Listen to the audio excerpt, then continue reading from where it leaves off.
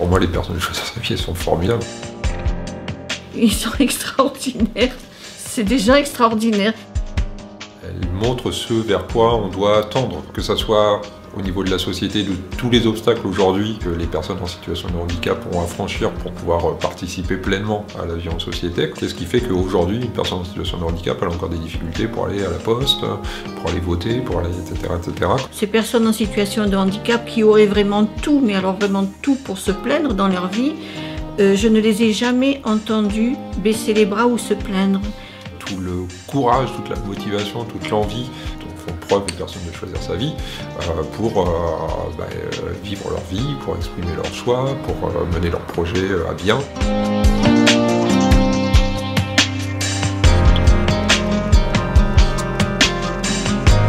Moi, ce que j'aime, c'est que dans Choisir sa vie, par exemple, samedi prochain, on est partenaire d'un défilé de mode. Jeudi, on va aller dans une salle de classe, on va intervenir auprès des enfants. Michel va partir sur des réunions de parcours, participe à des groupes sur les projets de vie. Julie milite avec d'autres associations sur l'assistance sexuelle, y compris nous aussi, on fait la même chose, on se bat pour ce projet-là qui fait polémique en ce moment. Seb, il a son association de transport. Et puis il fait plein de choses.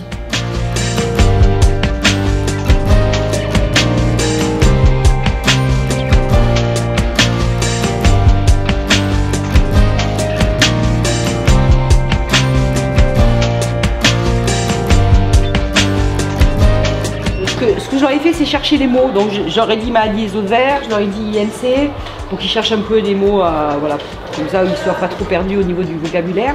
Et ensuite, j'aurais demandé de préparer des questions sur votre vie quotidienne, en disant effectivement toutes les questions étaient possibles, voilà, comme d'habitude.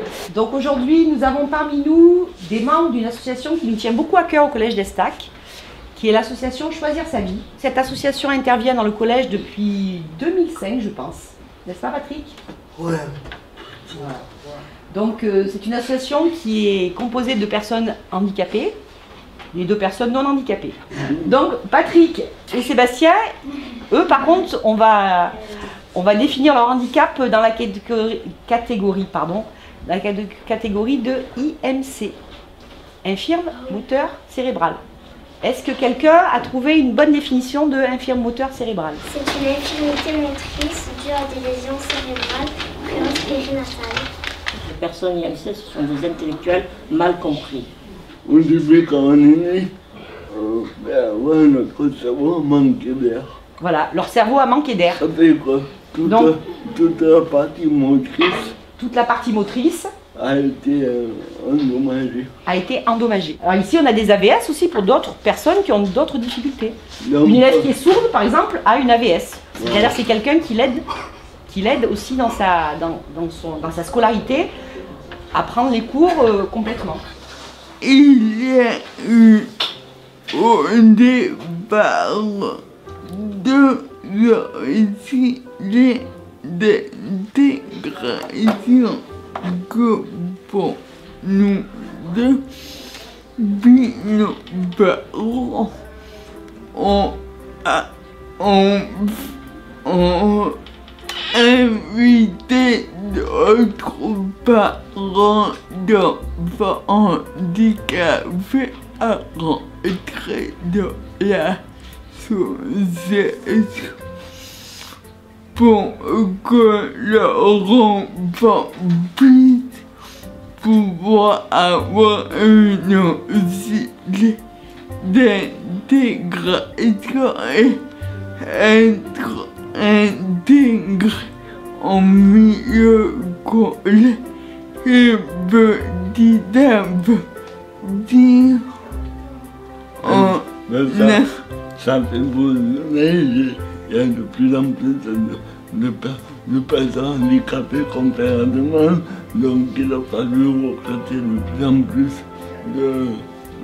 d'autres à l'intégration. Et ça a été tellement important qu'à un moment donné, ça a été repris par le pouvoir public. Et maintenant, il a dit à l'intégration, Ça s'appelle des AVS, auxiliaires de vie scolaire. Les associations qui ont commencé à militer pour l'accessibilité, dans leurs arguments de militants, on prenait comme argument qu'une ville qui est adaptée pour les personnes handicapées, c'est valable pour les mamans qui se promènent avec les poussettes, pour les rollers, pour les jeunes qui font du skateboard. Tout ce qui est de plein pied, tout ce qui est adapté pour nous, ça sert pour les gens en patin roulette, ça sert pour les gens qui font du vélo, c'est valable pour tout le monde. Comment tu fais pour monter les escaliers? Je ne monte pas les escaliers. C'est-à-dire que là, pour venir dans cette salle, il y a des escaliers, j'ai pris un ascenseur. S'il n'y avait pas eu d'ascenseur, soit on aurait trouvé une salle en bas, soit je ne serais pas venue à l'école. Pas plus compliqué que ça. Est-ce que, à cause de votre handicap,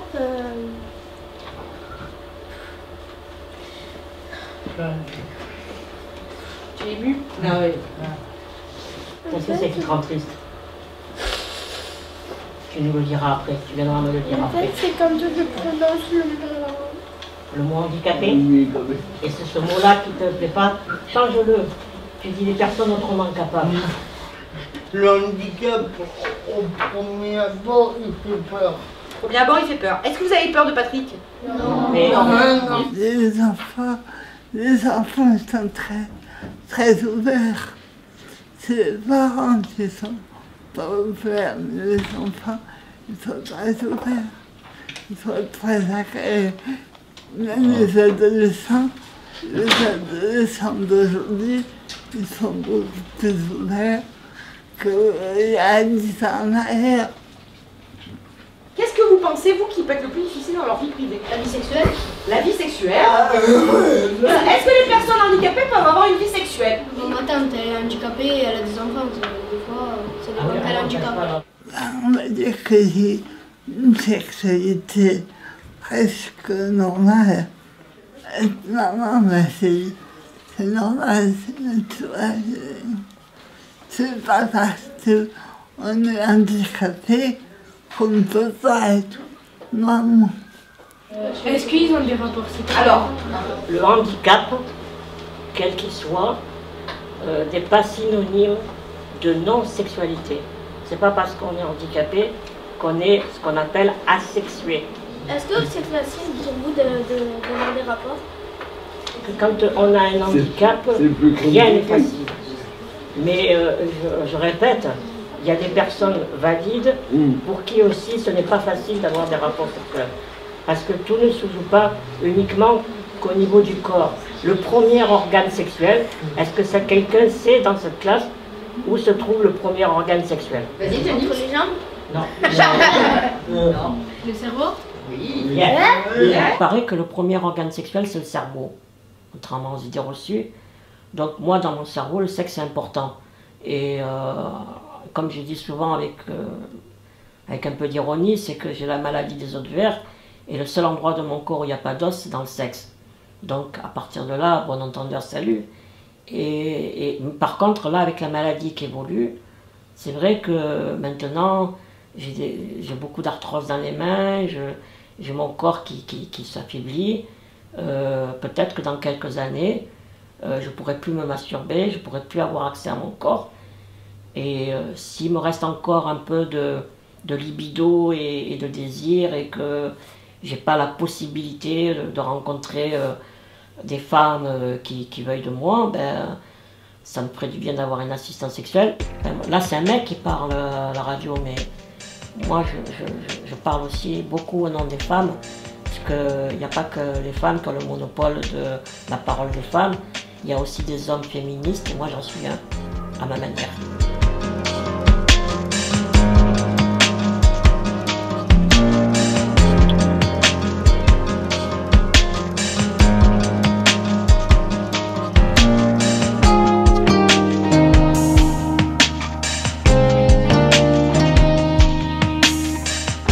Quand il marche, on dirait une danseuse orientale.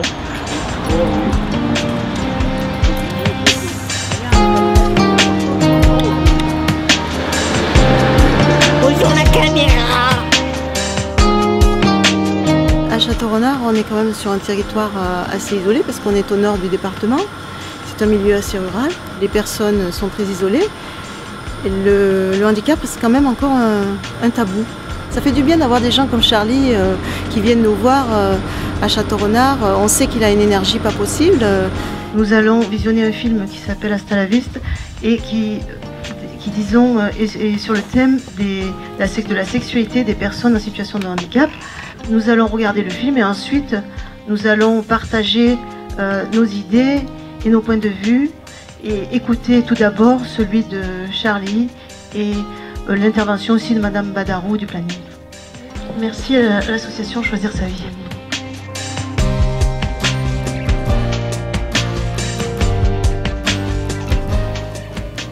Je m'appelle Madé et je suis conseillère conjugale et familiale au planning familial.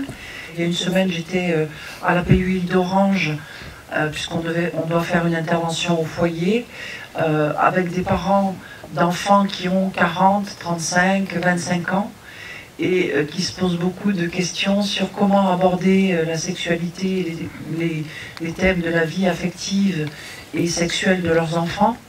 C'est jamais facile pour qui que ce soit d'échanger sur ces thèmes-là. Moi, il y a quelque chose qui m'a beaucoup marqué et que malheureusement j'ai entendu de la part de certaines mamans, c'est quand Philippe va se coucher et qu'il demande à sa maman de mettre sa main valide au niveau de son sexe. J'ai rencontré des mamans qui masturbaient leur fils. Et on peut se poser la question justement de jusqu'où peut aller le dévouement des mamans et quelles conséquences ça peut avoir sur les relations de la maman et du fils. Un assistant sexuel, c'est important ? Il me semble que c'est plus que ça même. C'est plus qu'important. C'est vital. J'ai rencontré des personnes enfermées dans leur corps, hommes ou femmes d'ailleurs, et presque autant de femmes que d'hommes. Certains m'ont dit à quel point c'était important et que si on ne les aidait pas à avoir accès à une sexualité, ça les rendrait dingues, quoi. Moi j'en ai connu qui m'ont demandé de mourir, quoi. Ils étaient vraiment dans des états de déprime, mais ils disaient de toute façon, même se suicider on ne peut pas puisqu'on n'a pas accès à notre corps, donc on n'est pas libre de faire l'amour, on n'est pas libre de manger quand on a envie de manger, de se laver quand on en a envie, on est libre de rien, on est toujours dépendant de quelqu'un, donc les gens me disent en général c'est très étrange que quand on est handicapé, très lourdement handicapé, on nous aide pour tout, sauf pour ça. Aujourd'hui, les prostituées sont reléguées dans les campagnes, dans les camionnettes. Donc aujourd'hui, l'État français ne s'est pas positionné sur ce problème. Donc forcément que vos problèmes à vous ne peuvent pas évoluer facilement du fait que déjà, d'une manière générale, la société n'arrive pas à se poser des questions simples comme ça. C'est pour ça que vous êtes forcément bloqué. Vous avez déjà un problème de savoir comment on doit gérer la prostitution. Est-ce qu'on doit faire comme les pays du Nord? Est-ce qu'on doit l'interdire? L'État français n'arrive pas à se positionner là-dessus. Ce que les personnes handicapées demandent, c'est pas de la prostitution, c'est l'assistance sexuelle. À mon sens, ce n'est pas de la prostitution. L'assistance sexuelle, c'est pas uniquement avoir un contact physique, c'est aussi avoir un contact, un suivi psychologique, un suivi avec des sexologues qui soient formés au handicap. Il n'y en a pas beaucoup en France, donc ça, il n'y a pas assez d'écoute. Il faudrait un lieu d'écoute, un lieu où les personnes handicapées, où les familles puissent venir expliquer la souffrance, et ça manque. Dans les pays d'Europe du Nord, on avance là-dessus. C'est-à-dire que là où la prostitution n'est pas interdite, on forme des prostituées qui deviennent assistants sexuels. C'est-à-dire qui restent avec leur statut de prostituées, mais qui en plus de ça se sont spécialisés, ont payé une formation et vont voir la personne handicapée. Parce que, encore une fois, en France, aujourd'hui, sans cadre légal, comme vous avez dit, monsieur, c'est la porte ouverte. C'est comme à l'époque de la prohibition, c'est la porte ouverte à du tout et n'importe quoi. Je vais remercier Charlie et toute son équipe de Choisir sa vie. Donc c'est surtout au niveau du témoignage que Choisir sa vie va avoir une place importante. Ils répondent toujours présents, ils sont très disponibles et très efficaces dans leur mode d'intervention. Alors moi je suis, sur mon contrat, il est mentionné assistante administrative, donc je gère tout l'administratif de l'association. C'est un secteur qui comporte énormément de côté humain, puisque c'est un secteur social et effectivement, les personnes en situation de handicap sont des personnes très attachantes et qui s'attachent beaucoup aussi. Et on s'est attachés mutuellement les uns aux autres. On fera en sorte que cette expérience et que cette aventure puisse continuer le plus longtemps possible. C'est vrai que moi, personnellement, j'ai du mal à me déplacer, mais ça ne m'empêche pas de faire plein de choses. Bon, on est handicapé, mais si on reste chez soi, enfermé, on finit par péter un boulon. Et c'est mieux de jouer aux autres que de rester dans son coin. Et comme je suis un patron handicapé, quand je parle aux autres de mon vécu, je pense que ça a plus d'impact. Suite à mon expérience en tant qu'assistante sexuelle, je me suis aperçue qu'il y avait des personnes qui souffraient de solitude et d'isolement. Et ce qu'ils souhaitaient le plus, c'était la rencontre, faire une rencontre. Donc à partir de là, nous avons créé avec mon équipe des ateliers séduction. Bon, on n'a pas fait de miracle, mais c'est vrai qu'il y a des gens qui parlaient pas beaucoup, qui étaient restés enfermés. Ils se sont mis, qui ne souriaient pas. Au fur et à mesure, ils ont pris conscience et petit à petit, ils se sont mis plus à parler, à sourire. Bon voilà, donc bienvenue pour notre atelier séduction. Christine va vous présenter le programme. Donc on va commencer par notre séance de relaxation. Ensuite on va travailler sur le speed dating. Il ne faut pas oublier que c'est le 27 et je compte sur vous, parce qu'on l'organise pour vous. Ensuite on fera des petits exercices. Allez, on va prendre une bonne inspiration avec le nez. Et on souffle. Une dernière fois en fermant les yeux. On va soulever les épaules au maximum et on va souffler pour lâcher prise. Allez. Bravo. J'ai toujours réussi à m'exprimer assez facilement. Par contre, dans quelques cas, les exercices de respiration peuvent être une aide, notamment lorsqu'on appréhende. Ouais, c'est une solution qui est assez intéressante.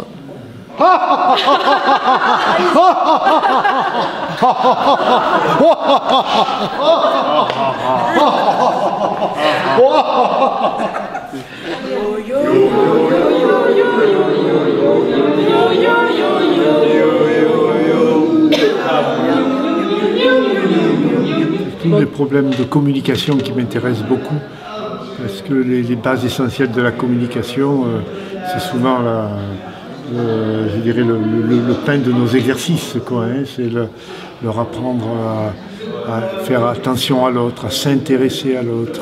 Voilà. On a travaillé la communication par le toucher, la communication par le regard, par la parole. On a fait des exercices très intéressants. On a bien maintenant compris qu'il faut que ce soit un dialogue. Voilà. Et que chacun parle à l'autre. Voilà. Et on écoute l'autre et on répond. Voilà. Et ça, c'est excellent. Parce que les premières fois, c'était pas ça, tu te souviens? On va travailler la confiance en soi, l'estime de soi, être bien dans son corps, dans sa tête, dans son esprit. Ça me porte beaucoup de choses ici. Ça me porte beaucoup de bien. Je suis avec des gens très sympas. Bonjour, je m'appelle Sissa. Je suis ravie d'être avec vous. C'est un atelier que j'apprécie beaucoup dans la mesure où on prend de bonnes leçons de vie.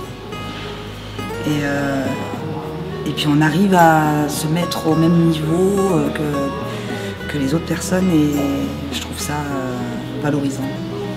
Je trouve que c'est bénéfique pour tout le monde. Patrick.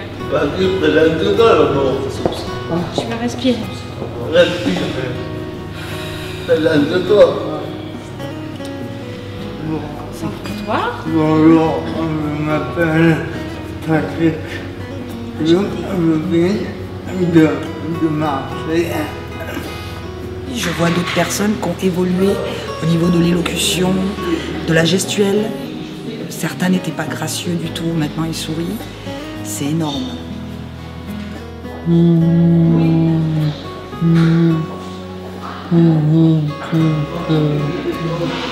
s'ouvre mieux aux autres personnes.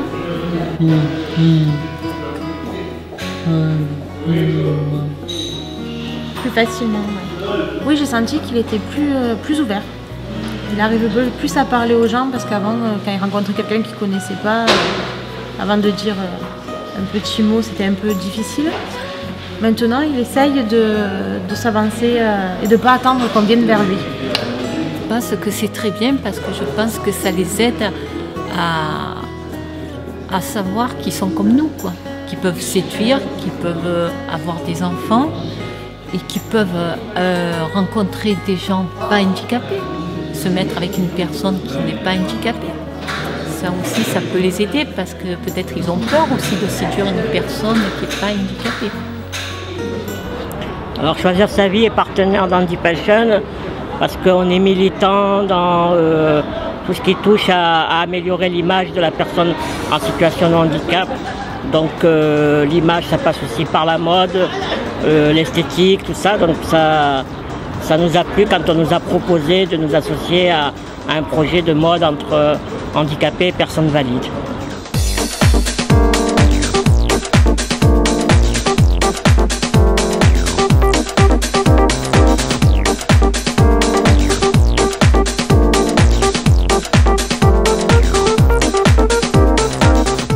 Nous avons eu l'idée avec Charlie de monter un défilé qui intègre à la fois le handicap et qui intègre à la fois les personnes avec handicap et les personnes valides. Et du coup, j'ai intégré cette idée dans le cadre du projet tutoré que j'encadre à l'université, plus exactement dans le cadre de la formation de la licence Mode Pro.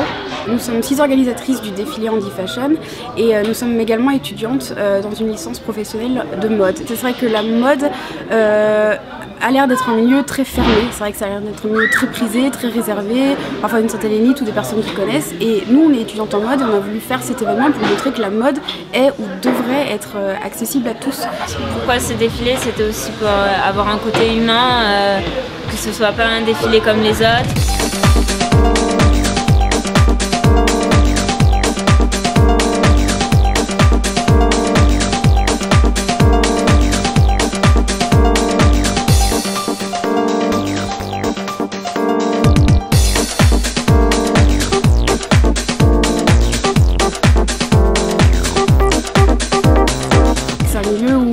On voit des cintres, c'est des stéréotypes et nous, là, avec tout le travail qu'on fait avec les associations liées à la cause du handicap, c'est vraiment quelque chose d'unique en France et je pense que c'est un message fort parce qu'on voit que les gens nous suivent, les gens sont enthousiastes. Petit à petit, on est en train de sortir de ce carcan-là de mannequins squelettiques et puis que la mode soit accessible à tout le monde finalement. Voilà. On bouleverse les principes et c'est ce qui me plaît. Les défilés classiques que l'on voit partout font apparaître des gens qui sont très normés, très spécifiques et la population elle n'est pas comme ça, elle n'est pas normée, elle n'est pas spécifique, on est multiples. Donc il est bon qu'un défilé de ce genre puisse exister pour montrer la réalité des personnes qui existent.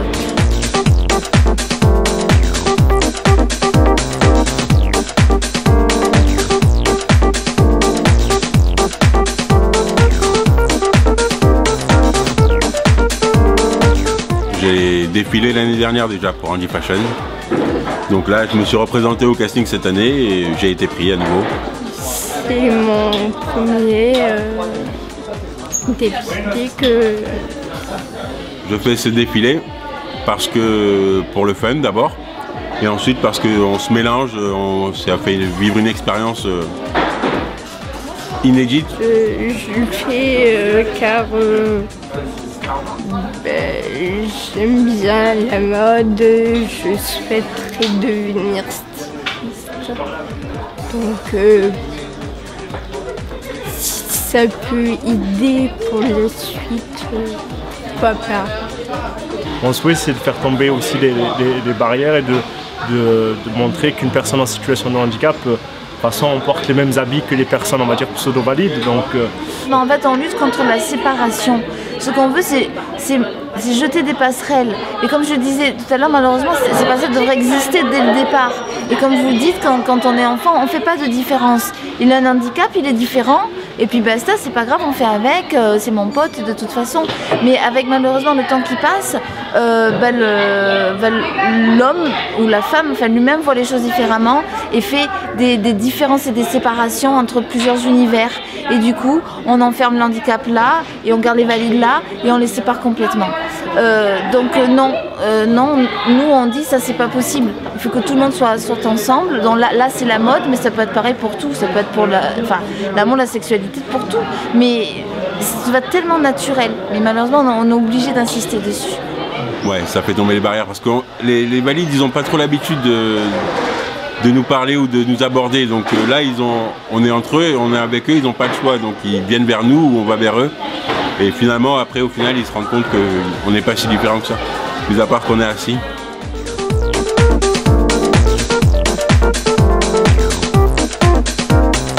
On ne veut pas de la ségrégation, hein. Les handicapés ne doivent pas rester dans leur coin et les valides dans le leur. Au contraire, on est pour un mélange, pour que chacun puisse se connaître, hein, pour que chacun n'ait pas peur de l'autre, pour que chacun reconnaisse sa différence et l'accepte.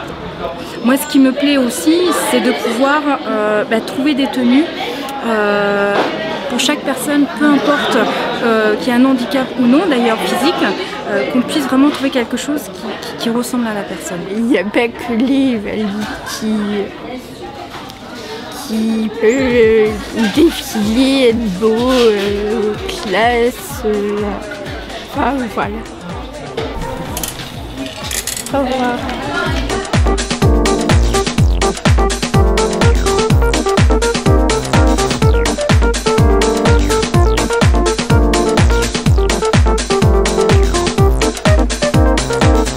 D'abord, avant, on va dire, de s'ouvrir vers les gens et vers la société actuelle, je pense qu'il y a déjà un premier travail d'acceptation de soi-même, de son corps, du regard de l'autre. Et malgré notre handicap, on peut être séduisant aussi, différent mais séduisant. Curly Fashion continue encore et encore, et que même si nous on n'y est plus, que ça perdure, que ça existe longtemps.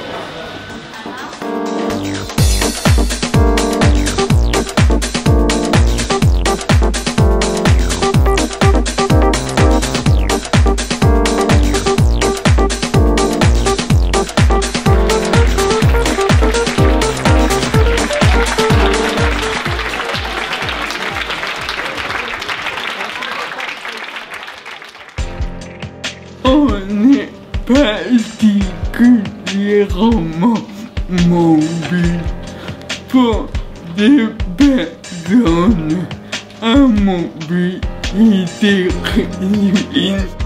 Aller vers les autres, c'est mon principe de vie.